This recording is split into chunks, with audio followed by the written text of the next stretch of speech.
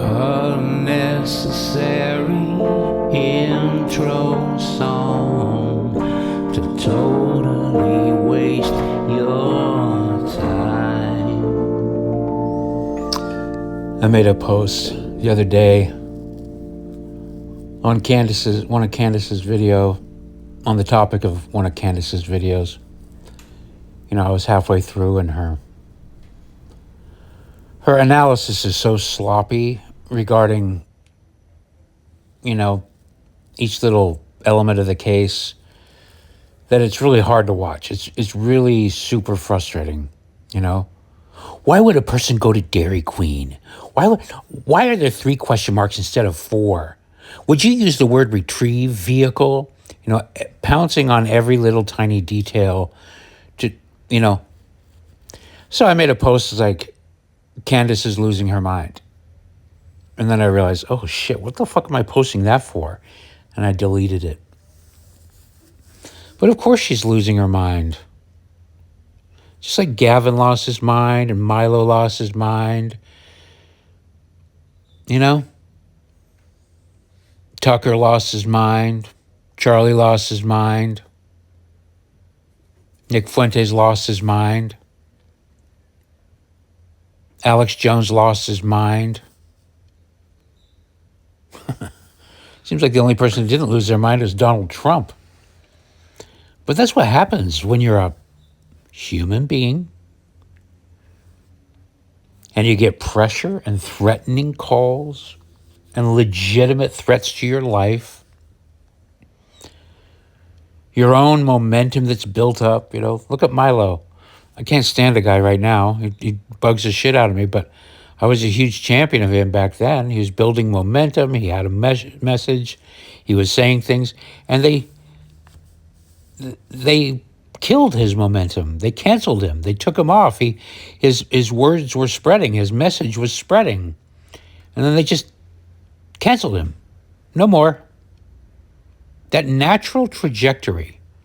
There was a trajectory to what he was doing. And they stopped it. They killed it. They assassinated that trajectory. And he was owed that trajectory because he earned it. He built it. Same with Gavin. Building a trajectory. You know, had this huge... Built Vice magazine, was living on this trajectory. And what they did, they come along, he's an enemy, kill it. Kill it. You know, Gavin is very... you know, admirably continued on building his own network and whatever, but his voice isn't as wide as it should be. No. Because they hijacked it. They artificially snipped his nuts. You know? I remember watching the whole thing because, you know, I met him years ago and got along fantastically with him and have been on good terms. My friend Sean is now producing his show. But it still shows, you know, Gavin is different now than he was back then. Part of it is growing up. Part of it is having been fucked with, like hardcore. Having your friends thrown in jail. He starts a club, a boys' club. They deem it a terrorist organization, you know, and they throw people in jail. What they've done, these evil things that they did to Milo, they did to Alex Jones. I'm not a big fan of Alex Jones, but what they've done to him, when you see a man like Alex Jones, or when you see Candace Owens right now, currently, reeling and trying to make sense of things and lashing out, it's because they're human. What would you do? How would you behave if you were getting texts? How about this? How would you behave if the president, the leader of Israel, was talking shit about you, making posts about you, talking to the president of the United States about you, a man with nukes and spy agencies at his disposal was talking about you in unfavorable ways? How would you behave? Would you sleep well? Would your mind be clear and focused? Hell, I got a thinly veiled threat of violence last week, and I spent the better part of the day trying to figure out if I should take it seriously or not, looking around, what should I do? Cameras, this, do I do this? Where does he live? ChatGPT, what are my legal, what legal recourse can I take? Do I engage with him? Do I try to get him fired? Do I push the topic forward or do I just try to ignore it and let it fizzle out? But that energy I spent anyway. I chose to let it fizzle out, but I haven't really. I'm just talking about it right now. People are affected by things. And if you start an evil campaign towards somebody, look what they did in Nick Fuentes. I don't know. Look, I've been baited into the conversation. Is he fed? Is he this? Is he that? Or whatever. All these outside forces are causing us to be confused and wonder and be paranoid about this. That's the point. To sow doubt, to sow discord. Nick Fuentes and Candace Owens should be friends. They should be best pals, high-fiving. But when you get outside forces like Kenny Montoya, I've told this story before, but in 4th grade, Kenny Montoya caused a physical fight between me and my friend Bobby Anderson, who was this fat, blondish, redheaded kid with a dad with one eye. But we hung out. He lived in the cul-de-sac, one away from my cul-de-sac. They called them circles back then. I lived in Concord Circle. He lived in, I can't remember, something else Circle. But we were pals. We rode bikes together. We were hanging out. We just did shit. He's a neighbor. And Kenny Montoya came up and he told Bobby, and I could see him across the classway. We had this open classroom type system in our elementary school where you'd be in your class, but there'd be a class next to you open, and you could see across the other classrooms. And I saw Kenny Montoya talking to Bobby Anderson. And Bobby Anderson looking over at me with an angry face. And I was like, okay, what's going on? And then Kenny Montoya come over to me and he goes, Bobby Anderson said he could kick your ass. I'm like, what? What the fuck? Out in the playground, Bobby Anderson's like, you can't kick my ass. I go, dude, don't you realize Kenny Montoya said the same thing to me? He's trying to get us to fight. And we had to fight. He slapped me. I pushed him down. He hit his head on the sprinkler and he cried. Then we both had to stay after school, for like 45 minutes each day. But when you have all these forces doing that, driving wedges, look what they're doing. Look what they do. One iota, this whole bullshit of Judeo-Christian bullshit, because if you go against them, one little tiny thing, and you get this whole campaign of cancellation, donors, people just telling you you're anti-Semite, you're an anti-Semite, you're an anti-Semite, doing it to Tucker. Tucker's our best friend in the world. Tucker says, I don't know, Israel maybe should chill out with this Gaza shit and forever wars. He's an anti-Semite. And it's not like they just go, we disagree, cool, we overlap. Judeo-Christian. Where's the overlap go? I thought we were overlapping. Apparently overlap only counts if I don't at all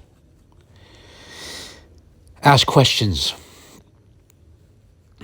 So Nick's got this going on. I mean, I just watched the body cam footage of cops showing up to Nick's house when he had the altercation a few months ago. People showing up to his house in the middle of the night, threatening him, people knocking on his door, saying they're going to kill him. They even chased the guy with a gun. So these are legitimate threats. And now, these aren't just legitimate threats anymore. Now they're backed up with an example, a man with a bullet through his neck who's dead. The best one of the bunch, by the way. The very best one of the bunch. The nicest, kindest one of the whole bunch. He's dead. So if you're any one of these guys, if you're Gavin, if you're Milo, if you're Nick, if you're Candace, if you're Tucker, if you're Joe, to a very much lesser degree, but if you're one of these people,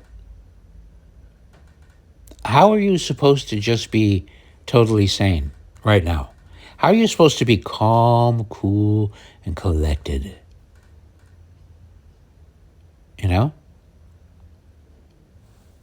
So seeing Nick fighting with Candace and this and that. There, it's like turning on each other. Well, that's a fear response. That's a get the heat off me, put it on somewhere else. Put it somewhere else. I don't want this heat on me. I got a red dot on my forehead. Oh, he's a Fed. Oh, you're a Fed. This is a Fed. It's like, fuck up, shut up. What are the principles they are talking about? What are the principles? Do you align with those principles, yes or no? Do you support those principles, yes or no?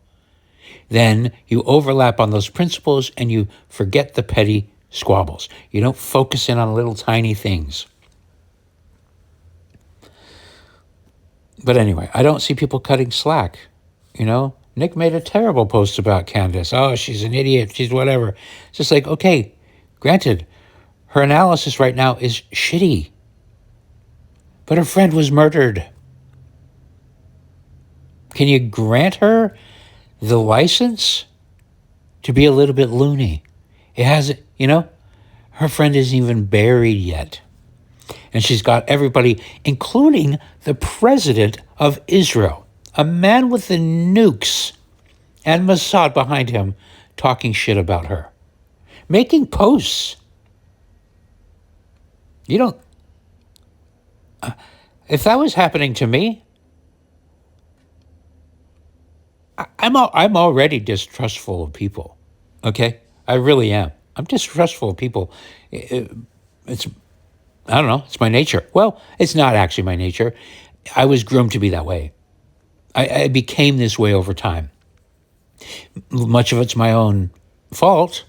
I grew up, I left the Mormon church, I left Utah, I left all my friends and family, and I came down to San Francisco, the land of the misfit toys, to be a missionary to the misfits. I understand the misfits.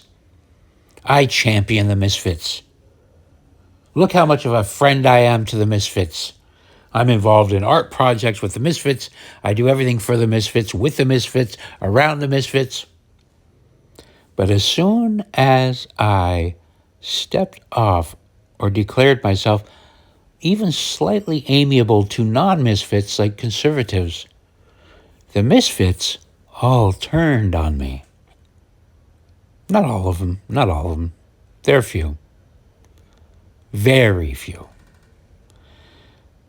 So few that they're not even worth mentioning, really. Not that they aren't worth mentioning, they're good people.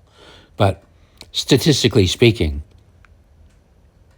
the misfits just absolutely turned on me.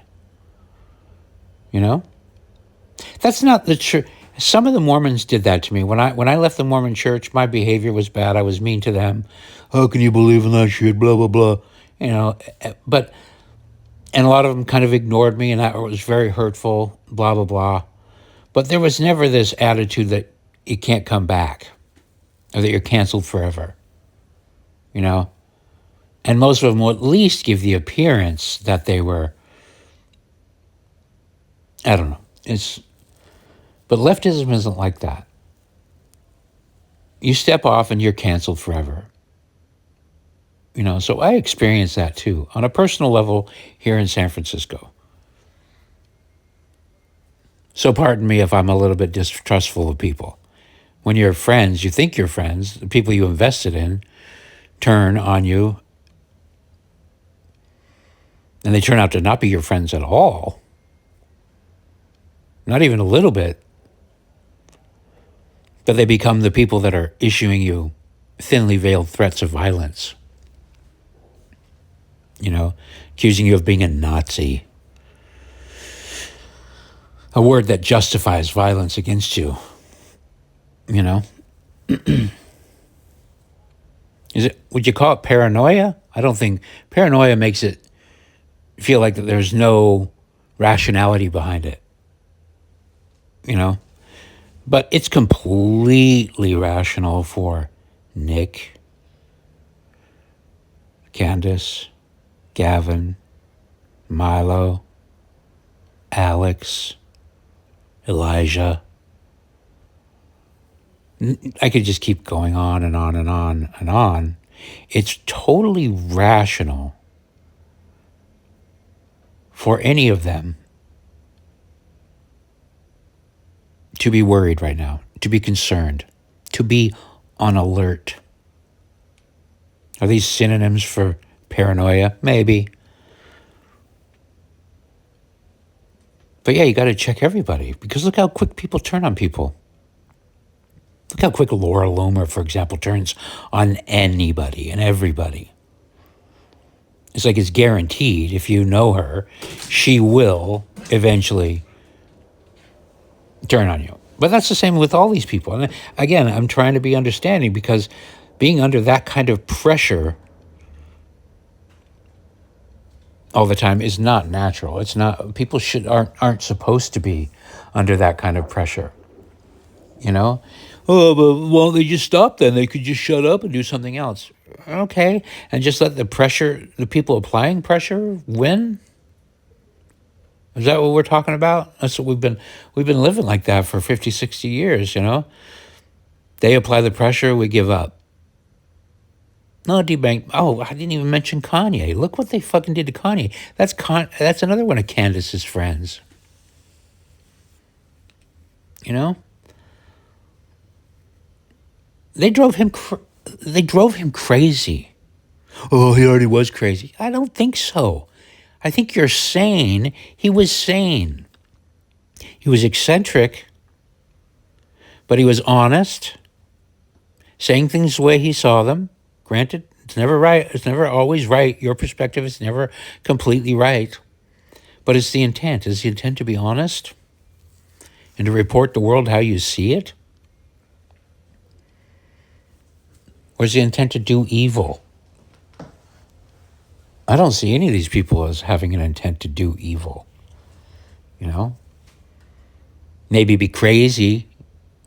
Maybe, they're all sinners, just like everybody else. It's not, and part of the reasons why I like some of them is because they don't pretend to be anything else.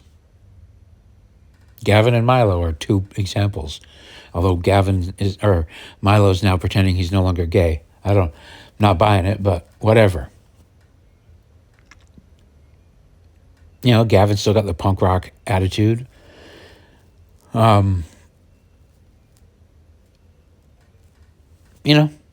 These are things that I support. Pretending to be a saint is never, it's never something I've thought, that's good. Hey, keep pretending. That's awesome. We love it. Pretend to be holy. That's amazing. But yeah, it's understandable. We got to cut people some slack, especially people with whom we have actual overlapping values, like real overlapping values. I'm not talking about Judeo-Christian, because those are not overlapping at all. The end of the Old Testament is where those values end. First page of the New Testament, totally different values. Any overlapping values you have with Judeo are overlapping values you share with the entire world. Okay?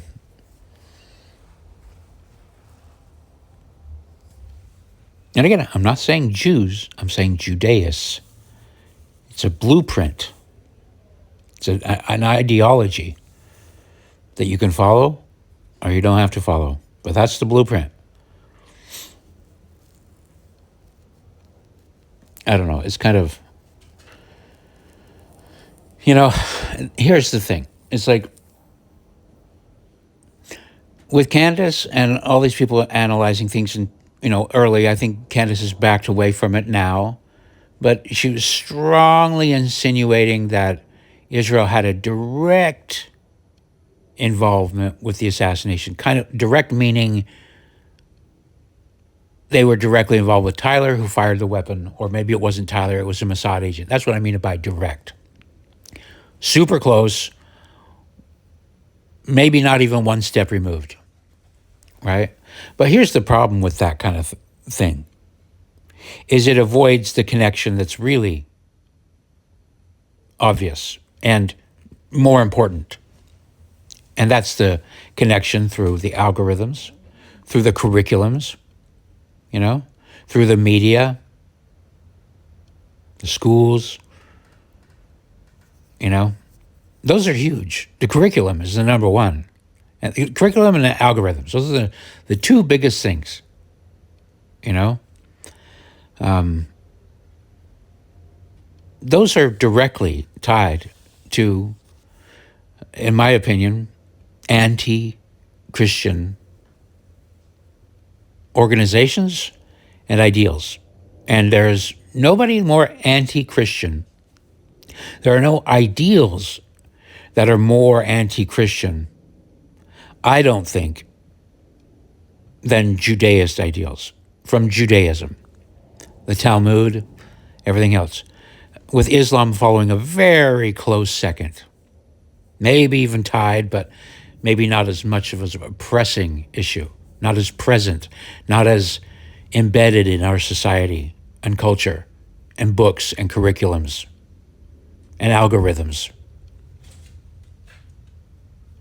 You know? Psychiatry, Marx, the economic theories, academia. You know, it's all that. It's all that. It's the anti-Christ, anti-Christian agenda. And whether you are a church-going Christian or not, when they put Christ in the crosshairs, they're probably putting you in the crosshairs because chances are you have some underlying values, you know, even if you've, like me, strayed away from them for a long time or were irreverent about them and poking fun at them and somehow thought you were better than them. Chances are you still have some very strong underlying values. So when you're in the crosshairs, and so is your country, because your country was founded on those values. It wasn't founded on Judeo-Christian values. That is nonsense. It was founded on Christian values. All the underpinnings, all the things in the Constitution, everything else was girded by the idea that everybody that would be following these rules would have that Christian underpinning already. The rules were built on top of that for people who already agreed with the foundational Christian principles. You know? But now we've got forces working totally against that. And we've got a whole, you know, the way I look at it, well, you're still putting it on Israel. Yeah, Israel is an enemy nation that's pretending to be a friend. I'm sorry, that's the way it looks to me. They're pretending to be a friend, and that's way worse than just being an enemy. An enemy that pretends to be your friend is the worst kind of enemy you can have. Because they're trying to build trust, they're trying to get the inner thing, they're trying to get close so they can stick that knife right in your back, so they can shoot you right in the neck. You know? And what have they built through all these algorithms and curriculums over the last century?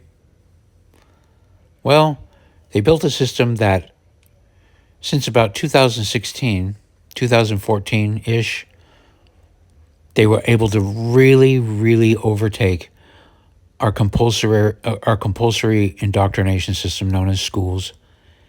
And they have fully captured and indoctrinated a generation of kids. Not all of them, because a lot of kids, you know, we can see that Charlie Kirk was able to save some of these kids, you know. But there are thousands of others that they've effectively captured. And you may as well call them fully automated zombie Zoomers, like they're weapons. Tyler became the weapon. Well, what? Well, if Israel did it, was it the lead pipe or the candelabra or the gun? Which weapon is it? Which weapon did Bibi Netanyahu use to kill Charlie Kirk? The weapon he used to kill Charlie Kirk is a generation of Zoomers. They built autonomous zombie Zoomers. That's who you saw celebrating with glee. If you start just trying to say, Bibi pulled the trigger, or a Mossad agent pulled the trigger, you're skipping all the steps. You know, we have to deal with the zombie Zoomers. And they are zombies, dude. They're chopping off their body parts. I mean, it's like the whole thing fits, pardon the analogy, but when you're slicing off your dick, slicing off your tits, showing them, cackling, you know? And look how they have just hijacked. They made a martyr out of Charlie Kirk. He literally died for free speech. And just we're a week in, and what did they do? They hijacked the conversation of free speech from a guy who died for speaking. That's it. That you couldn't get a more clear example of an enemy of free speech as somebody else saying, this guy's speaking, I don't like it, dead, bullet through the neck. Clearest example you could ever get. Powerful. We had a whole week of people just really talking about it. So what does Bob Iger and the Judeists in charge at Disney and ABC do? They hijack the conversation and make it about Jimmy Kimmel. Am I paranoid for thinking it's actually ABC and Disney and not just Jimmy? Of course, he's the fall guy. Jimmy's the fall guy in this situation. He tells a stupid joke. He's got low ratings. But what can they do? They can cancel him. They can bring up some kind of conversation about the FCC, and they can all run with the headline, Donald Trump canceled Jimmy Kimmel. And that's what they're running with. Donald Trump canceled Jimmy Kimmel. Now, everybody is talking about free speech in relation to Jimmy Kimmel, not Charlie Kirk. They hijacked that conversation about the real-world assassination of a guy speaking freely, and they put it on a clown whose ratings were in the toilet. And everybody's talking. The conversation is, Charlie hasn't even been buried yet, and your feed is filled with somebody else's face, Jimmy Kimmel's face.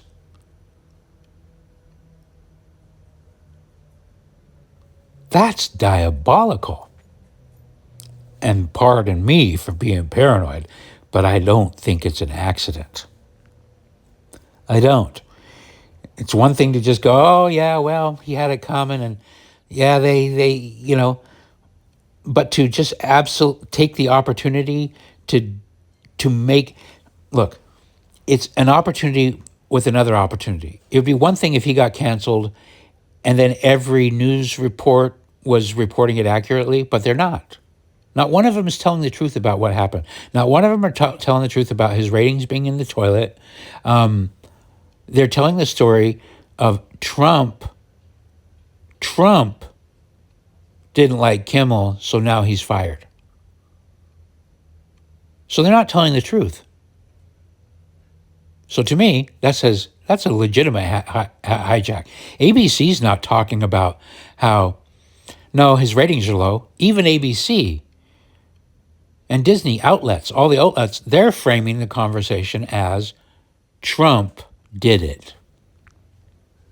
So they're not honest brokers here. If anybody thinks that there's some honesty behind them going, we were so shocked and offended by Jimmy Kimmel that's why we did it. We don't have room for that. Nonsense. You did a narrative swap. You did a swap out Charlie for Jimmy. Take it from a real conversation about spirituality, about God, about morals, about real free speech, about actually sitting down and conversating with each other in a polite and fair way. Everything that Charlie Kirk represents, we gotta get that. We gotta get that narrative out of the public realm. Swap it for Jimmy, a fucking douchebag clown. All the heads come out. Conan O'Brien, fuck Conan O'Brien. I'm not listening to the show ever again. If he takes the opportunity to grandstand, a friend of mine from school didn't say one word about Charlie Kirk's assassination. Not one word. But as soon as Kimmel gets his show put on hiatus, Kimmel too? This is a good kid. He's a good kid. I know him. But he's not courageous.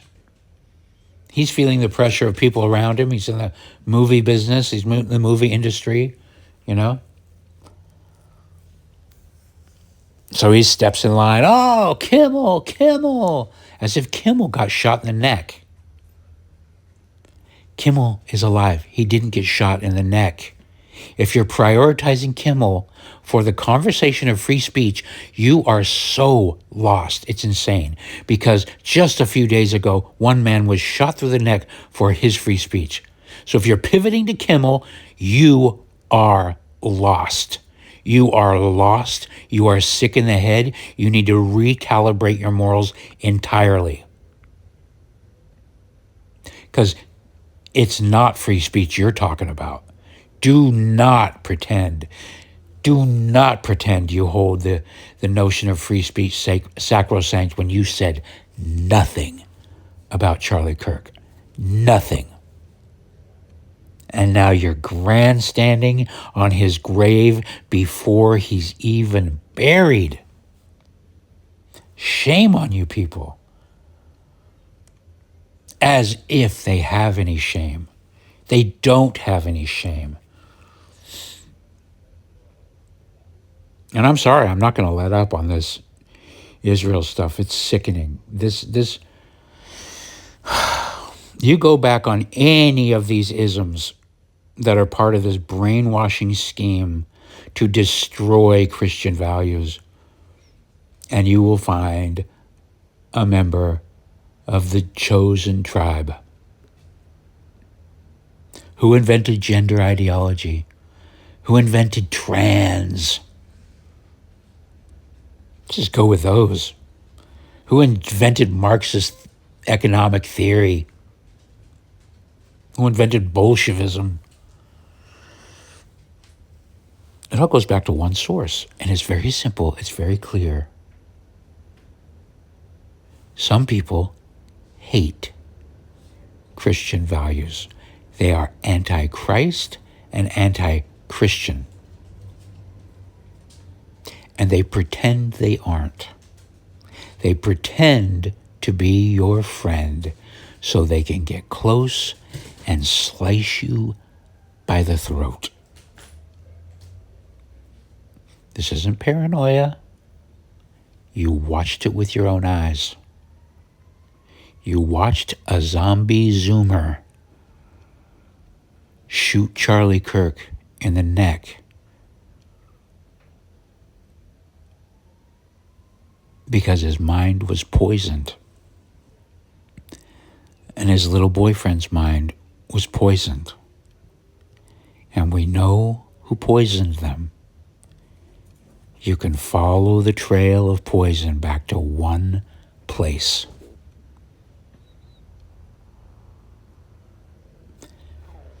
The weather's beautiful outside. The birds are singing.